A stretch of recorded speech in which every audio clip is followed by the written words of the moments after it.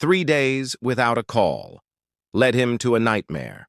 A worried husband's surprise visit unravels into a shocking discovery. His wife was drugged, silenced, and abandoned, while their daughter vanished on vacation. Now he must expose the truth before the guilty rewrite the story. The interstate stretched out before him like a forgotten promise.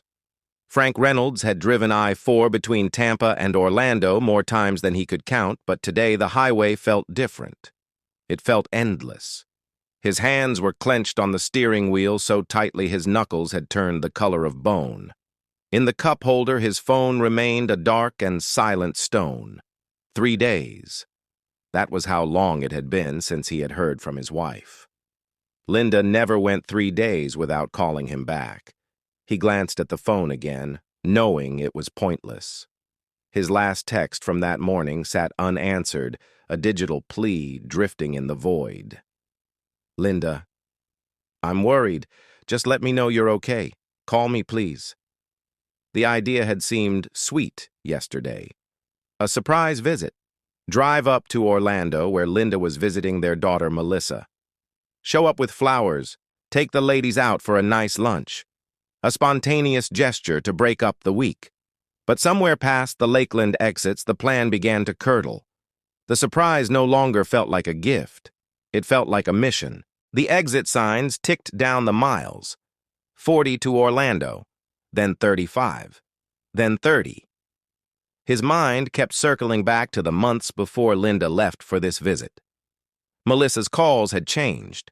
Not in how often she called, she had always been good about that. It was the content. Every conversation eventually turned toward money. The house needed a new water heater. Her husband Jake's construction business was having a slow season. Could they possibly help with the mortgage this month? Then more recently, the questions had taken a sour turn. Dad, have you and Mom thought about updating your will? With the market the way it is and everything?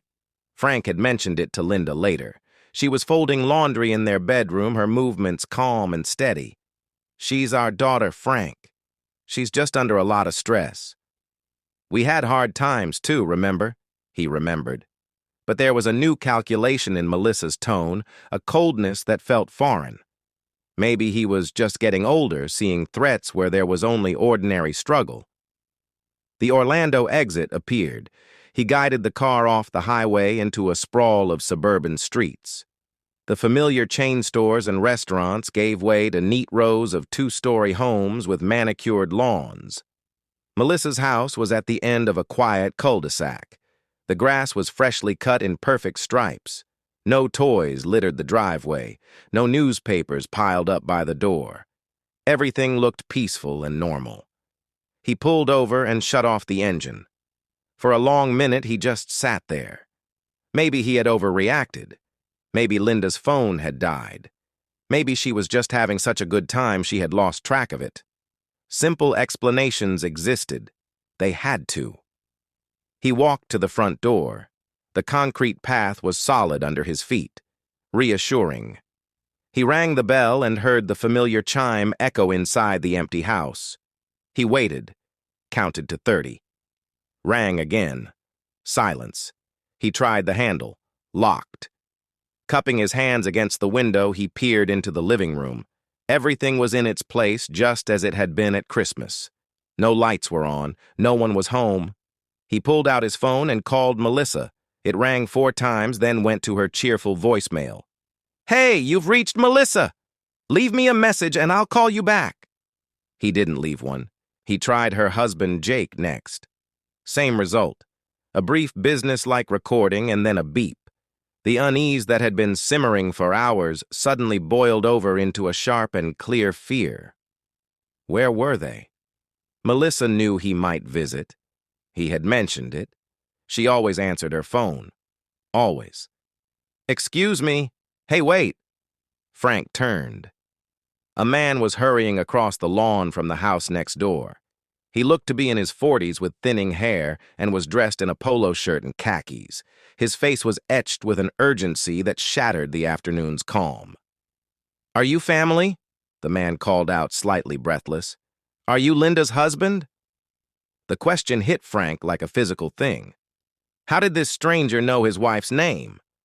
The man reached Frank and stuck out his hand, a reflexive gesture. I'm Paul Miller. I live right there. He pointed back at his own house. Listen, I need to tell you something. Something happened here about a week ago. Paul glanced nervously at Melissa's front windows, then back at Frank, his jaw working as he chose his words. There were screams, he said finally. Late at night. A woman's voice. Frank's chest tightened. Paul didn't wait for him to speak. The story poured out of him as if he'd been holding it in for too long. It was around midnight, maybe a little after, a week ago Tuesday. I remember because it was the night before my son's baseball championship. I heard screaming from this house. He gestured sharply at the pristine facade. Not arguing, screaming, a woman begging for someone to call an ambulance. She was yelling that she needed help right away. Frank felt the ground beneath him grow unsteady. What did you do? I got up and looked out my front window, Paul continued. Your daughter and her husband, they came out right onto the lawn here. They were yelling back toward the house, saying everything was fine, that it was just a bad dream, no emergency. But that screaming, sir... He shook his head firmly. That wasn't any dream. I've heard night terrors. This was pure terror. So you called? Frank's voice was hoarse. I dialed 911, told them someone needed help at this address. Melissa and Jake saw me on the phone through my window. They started waving their arms at me to stop, but it was too late. I'd already made the call. Paul crossed his arms, looking defensive, as if expecting anger. The paramedics got here maybe 10 minutes later. They went inside with your daughter and her husband. When they came back out, they had a woman on a stretcher. She could barely lift her head. It was Linda. The world seemed to narrow to a tunnel with Paul's anxious face at the end of it. The words he was saying could not be real. She was barely conscious,